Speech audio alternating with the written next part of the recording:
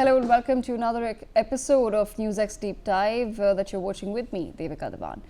Today, we will walk you through a significant new study by economist Daniel DiMartino of the Manhattan Institute, which estimates the fiscal, economic, and population impact of immigrants in the United States, broken down by age, education level, and visa category. It updates previous Manhattan Institute research by incorporating more recent census data, more precise life expectancy and fertility adjustments, economic and capital stock growth, and the fiscal effects of descendants of immigrants. While the White House continues its crackdown on immigration by condemning Democratic states for harboring illegal aliens or launching strict visa policies, there is rising anti-India racism in the United States under President Donald Trump. An American Economist research released a study by the Manhattan Institute that has now shown that Indian immigrants are the most economically beneficial group amongst the lot in the US. Daniel DiMartino, a fellow at the Manhattan Institute and the author of the study, has said the average Indian immigrant and his or her descendants will save the federal government $1.7 million over a span of 30 years, and it is a fact that H-1B visa holders grow the US economy the most. This is because Indians are the best educated immigrants who give much more to the US economy than they take in any sort of benefits, be it in any shape or form. The Migration Policy Institute's analysis of US census data show that 81% of Indian immigrants aged 25 and above have at least a bachelor's degree, which is nearly double the average for all foreign-born workers, which estimates to around 41%.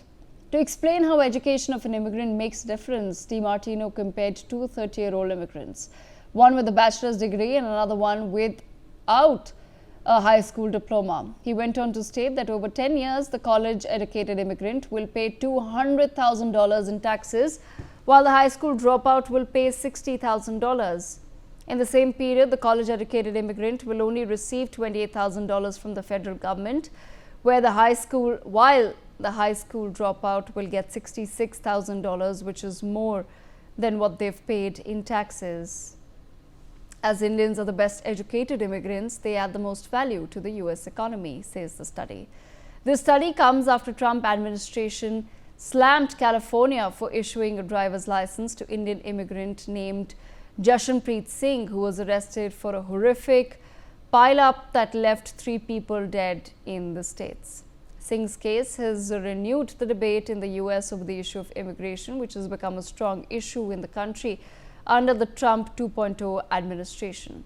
White House Press Secretary Caroline Leavitt made a statement on the background of Jashanpreet Singh's case, stating, and I quote, "As for this case in California on 22nd October, ICE lodged an immigration detainer for this individual following his arrest by local authorities in California on charges of manslaughter while intoxicated and driving under the influence. He killed 3 people. He first entered the United States in 2022 through the southern border, and he was released into our country by the previous administration." According to the report, Chinese immigrants, however, ranked just behind Indians, cutting the national debt by more than $800,000 over 30 years. They're followed by Filipinos at $600,000. Colombians and Venezuelans also contribute positively, reducing the debt by $500,000 and $400,000 respectively. On the other hand, some groups added to the debt. The Salvadorans increased it by over $50,000 per person, while Mexicans, the largest immigrant group in the US, add about $10,000 each over 30 years. The findings added significant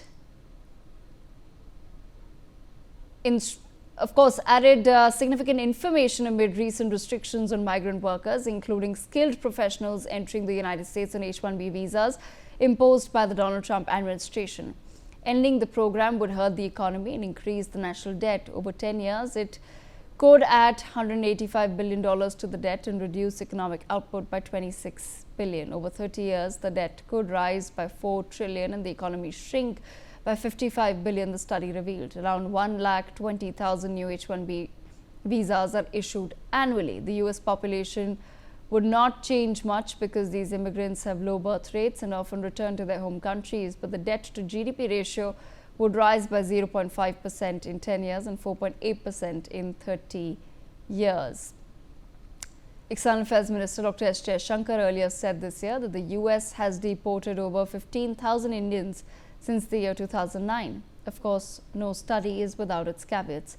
Some commentators, for example, via the Cato Institute, say that the Manhattan Institute's modeling depended on certain assumptions that may be optimistic, especially for low-skilled arrivals.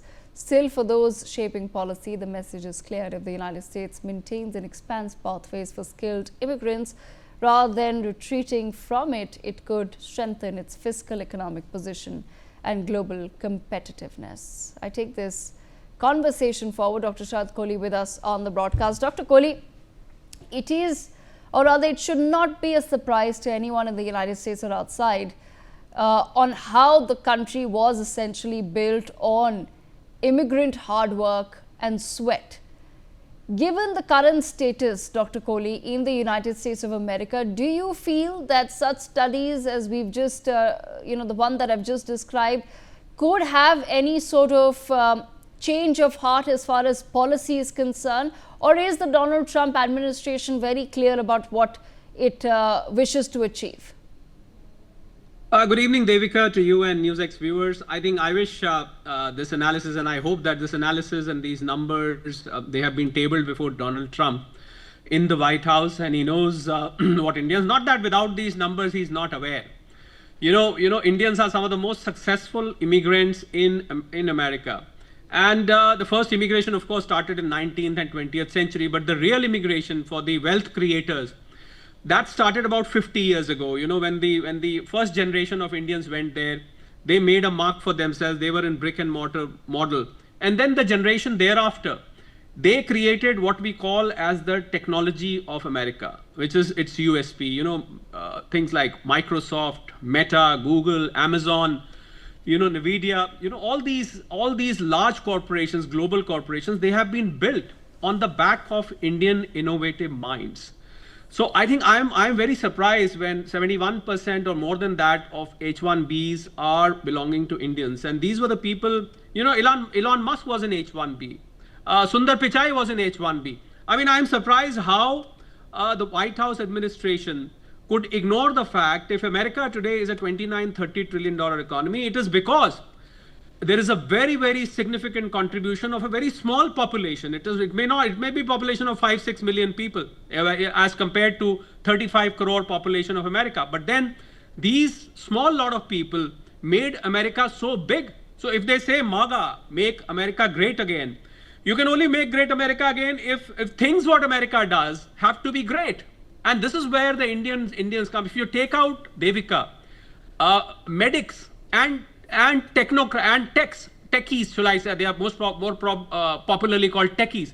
If you take these two communities out of America, America will stop functioning, unfortunately.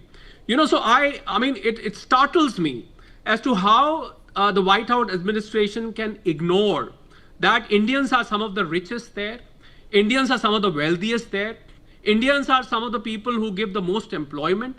They are the most hardworking. They are the most brilliant, whether it is a spelling competition or an artificial intelligence creation. They are the people who are actually delivering. I'm very shocked and surprised that, I will be very shocked and surprised, shall I say, Devika, if President Trump is not aware even without this analysis. Now, this analysis, of course, lays down the truth bare, that this is the truth. They are some of the finest wealth creators across America out of all the immigrants. I think it should give a rethink to the whole policy, that whether you still want to stop these Indians from coming. Now, of course, there have been some relaxations on H-1Bs, Devika. Some transitional visas of F1 have been allowed. Old ones have been allowed. Renewables have been allowed. But new H-1Bs who will be creating America of tomorrow, what happens to them? The fact of the matter is, if you stop these people, they will, the new innovation, that will stop happening. They will stop coming there. So basically what you're trying to do is, you are trying to check your own economic growth, simply because America constitutes, as you rightly said, of immigrants. It's a land of immigrants. There were red Indians over there back when America was discovered. But as of today, it is only the immigrants which is driving, and that too the Indians, which is driving America. It is very shocking, this protectionism-based policy of President Trump. It's been criticized. A suit has been filed in the American court. The chambers have filed, and the members of the chambers are no small fishes. It's Microsoft, it's Meta, it's Google. They say, what are you doing? These are the people who give us innovation, and you're trying to stop these people. Well, I would say let sense prevail on White House administration is all I can say, Devika. Okay. But at the same time, Dr. Kohli, it also somewhere boils down ultimately to an anti-India sentiment. Would you agree with that analysis as well, that there is a rise of an anti-India sentiment as far as the United States of America is concerned, and maybe it's that sentiment and that racism which is fueling the policies? Because Dr. Kohli, it's not as though Donald Trump has become president for the first time, right? This is his second stint, and it's not as though the people who are a part of his administration, who are guiding these policies and spearheading some of these reforms, are not aware of the value addition that immigrants bring to the United States of America and its economy, and have thus far. So what do you think is in fact the real basis for some of these policy decisions? Well, if you ask me in 2 words, and pardon me for saying this word, I was stopping myself from speaking this out, but since you said it, I'm not scared anymore. Heartburn. Yes, this is a result of heartburn.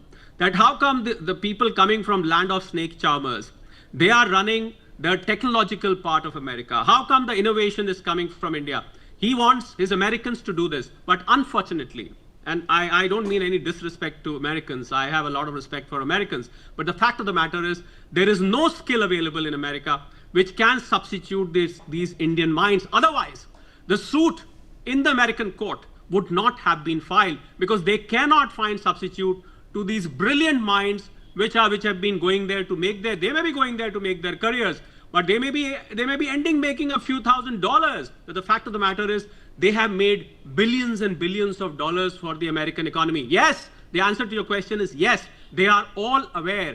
And this is a very deliberate attempt to demean India. This is a deliberate attempt to stop Indians from coming. This is racism, I would say, because you want all these Goras to do the local work. Well, unfortunately, I have got no hesitation in saying you will not be able to find those Goras to replace these jobs, and only time will provide an answer. Just hang on for another year or so. You will find that skill will totally dry up in America if this H-1B. But you know where the ray of hope is?